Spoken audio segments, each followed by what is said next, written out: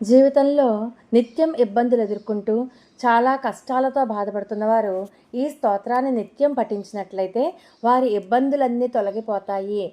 వారు ఖచ్చితంగా సంతోషంగా ఉండేటట్లుగా చేస్తాను అని నరసింహస్వామి శనేశ్వరునికి మాట ఇచ్చారు. ఈ స్తోత్రం భవిష్యోత్తర పురాణంలోనే ఉన్నటువంటి స్తోత్రం.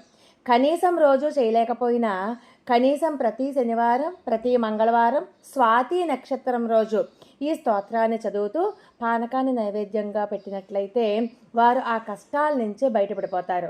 శ్రీకృష్ణ పరమాత్మ ధర్మరాజుతో కూడా ఈ మాట చెప్తారు. శనేశ్వరుడు నృసింహస్వామి మధ్య జరిగిన ఈ సంభాషణ స్తోత్ర రూపంలో ఉంది. ఈ స్తోత్రాన్ని ఎవరైతే నిత్యం పఠిస్తారో లేకపోతే కనీసం ఎవరైతే వింటారో వారి కోరికలు ఖచ్చితంగా తీరుతాయి అంటారు. ఆ స్తోత్రం ఏంటంటే శనేశ్వర కృత శ్రీ నృసింహ స్తోత్రం. ఓం నమో భగవతే నారసింహాయ.